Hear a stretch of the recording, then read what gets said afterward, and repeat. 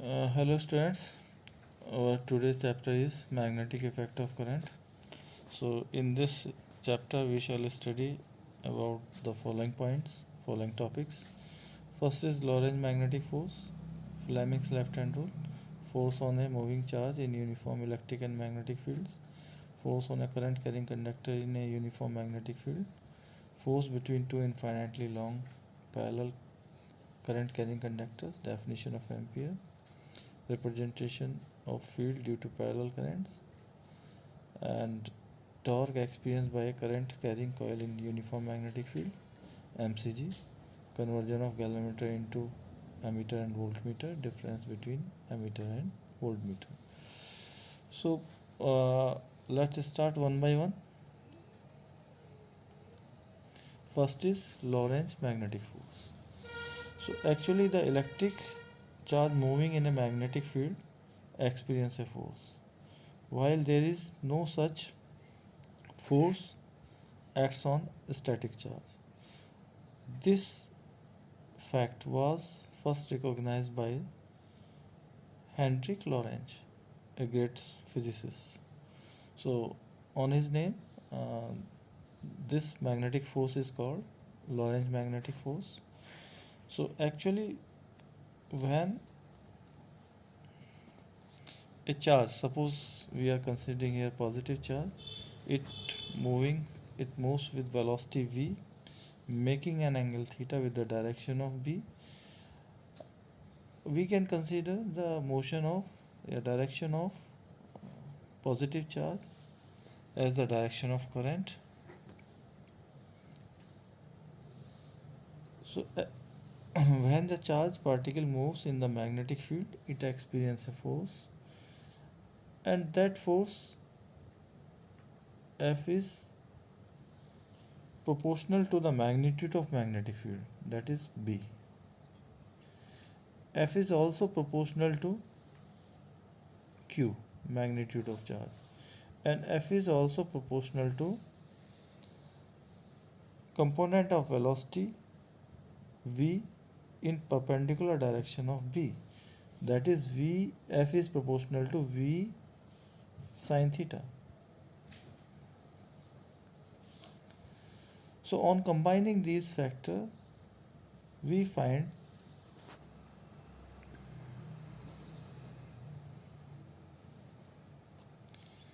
that force F. So direction of F is given by right hand thumb rule, or you can also given by the you can also find the direction by the Fleming's left hand rule. So this force is given by the cross product. अभी मैंने 3 factors बताए थे, अगर उनको combine करेंगे so F is equal to q v cross B. So it means the cross product of V and B gives the magnetic force, and its direction given by the right hand thumb rule.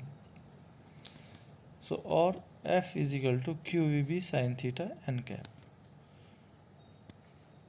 where theta is the angle between V and B. Suppose charge is negative, so motion of charge, the direction of current can be against the motion of charge in this case. So here the direction of magnetic force will be opposite, that is in downward direction. Again it is according to the right hand thumb rule.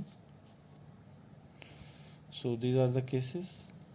If the charge is at rest, when charge is at rest, that is on a stationary charge V is equal to 0, so there is no force acts on the stationary charge in magnetic field. तो जब charge rest में होता है कोई भी उस पर force नहीं लगता है. So a stationary charge in magnetic field does not experience any force. Second, if theta is equal to 0 or 180 degree, it means charge particle is moving parallel to the magnetic field. So sin theta will be 0 for both cases. Sin 0 is 0, sin 180 is value is 0. So it experience no force. So parallel और anti parallel दोनों direction में कोई भी force नहीं लगेगा. Charge particle पे. Now if theta is equal to 90, so then sin theta will be maximum. So what is the maximum value? That is 1. So then in this case the charged particle experience the maximum force. So that maximum force will be QVB, because sin 90 is equal to 1. So that is Fm maximum is equal to QVB. So this is the Lorentz magnetic force. Now Fleming's left hand rule. So what is the Fleming's left hand rule? If we stretch our first two fingers and thumb mutually perpendicular direction, then the middle finger represents the electric current, our index finger represents the magnetic field, and thumb gives the direction of magnetic force.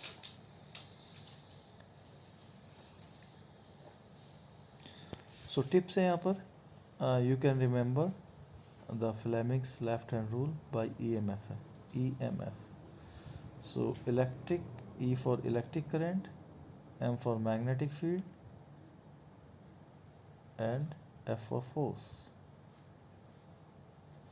So start in anti-clockwise direction. So start from middle finger, then index finger, after that thumb. So electric current means E, magnetic field means M, and force is F. So EMF. You can remember the Fleming's left hand rule by this word. Now then, force on a moving charge in uniform electric and magnetic field. So this is called Lorentz force. So total force experienced by a charged particle moving in a region where both electric and magnetic fields are present is called Lorentz force. So Lorentz force जब होता है जब दोनों ही electric field और magnetic field होते हैं और उसमें कोई चार्ज पार्टिकल मूव कर रहा होता है. सो इलेक्ट्रिक फील्ड में भी एक फोर्स लगता है. इलेक्ट्रिक फील्ड पे कितना फोर्स होता है? F is equal to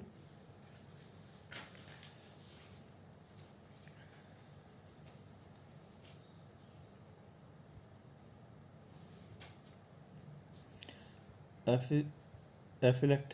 is equal to Q into E.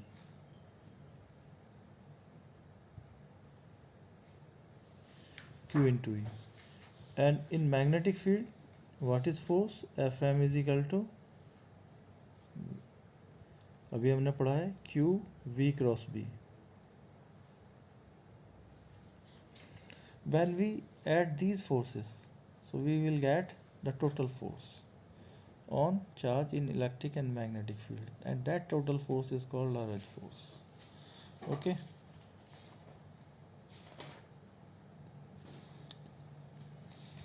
So when a charge Q moves with velocity v in a region in which both electric and magnetic field exist, then Lorentz force is given by adding these two equations. F is equal to QE plus QV cross B. And take Q common, F is equal to QE plus V cross B. Now our next topic is force on a current carrying conductor in uniform magnetic field. This is our next topic. So हम जानते हैं जब कोई charge एक magnetic field के अंदर move करता है उस पर एक फोर्स लगता है.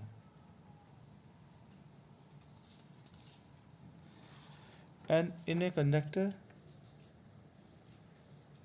there are various charges, free electrons. When a conductor carrying a current is placed in external magnetic field, it experiences a mechanical force.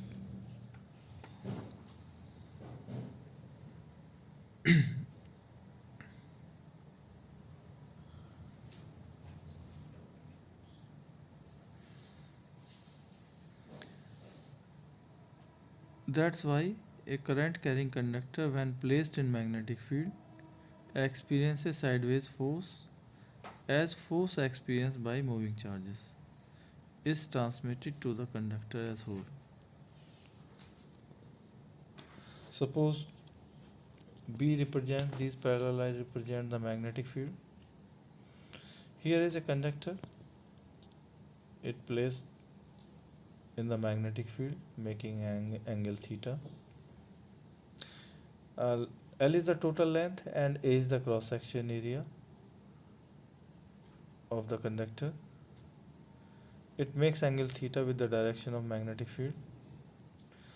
And we are considering here a small portion of the conductor of length dl. So छोटा सा एक portion लिया है dl, इस पे हम force की value निकालेंगे. So in the conductor there are various free electrons. So they are moving with the drift velocity. Suppose vd is the drift velocity, and opposite to the drift velocity there is current I, because electron drift in opposite direction to the electric current. So F is the force on the charged particle, which is given by the Fleming's left hand rule. जो force की direction होगी Fleming's left hand rule से देंगे हम. So force experienced on each electron, that is F is equal to QV cross B. Q is here negative, minus E. So because charge on electron is minus E, so force on each electron in conductor is F is equal to minus E V cross B. What is V? V is equal to Vd in this expression. If n is the number of electrons per unit volume, n is the number of electrons per unit volume, small n, then total number of electrons in the element of length dl is equal to n a dl. So number of electrons per unit volume multiplied by the volume of the element. So what is the volume of element? A into dl. When we multiply it by n, then it gives the total number of electrons. So एक electron पे force कितना है? F is equal to minus e v d cross B, और n into A d l पे कितना force हो जाएगा? We multiply by it. So force so total force experienced by the electrons in dl, length dl, is df is equal to na dl multiply by the force of each electron. So that is na dl bracket minus e vd cross b minus NEAVD dl cross b. So but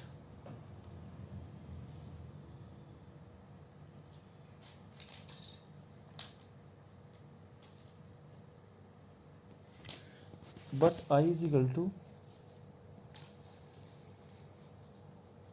NEAVD. We have studied this relation in current electricity. So multiply by the dl both side. I dl is equal to NEAVD dl. Now but current and drift velocity are in opposite direction. So if we take as a current element, then there will be negative sign here, and this becomes a current element. The length of the small portion is multiplied by the electric current I. Then I dl vector is equal to minus NEAVD dl. तो ये वाली value हम इस expression में रख देंगे. So minus n e A v d d l ये किसके इक्वल हो जाएगा, I d l vector. So अब इस तरीके से हमें क्या मिलेगा, ये रिलेशन मिलता है। सो force on small element of length dl, finally we get df is equal to I dl cross b. So for whole conductor we will integrate. Here I is equal to NaVd and negative sign represent that the direction of dl is opposite to the Vd, or direction of current is opposite to the Vd. So now the net force on the whole conductor, we will integrate it. F is equal to integration I dl cross b, and what is the total length, that is equal to L. So F is equal to IL cross b, because dl integration is L. So this is the final expression. We can open the cross product. F is equal to I L b sin theta. So this is the force experienced by a current carrying conductor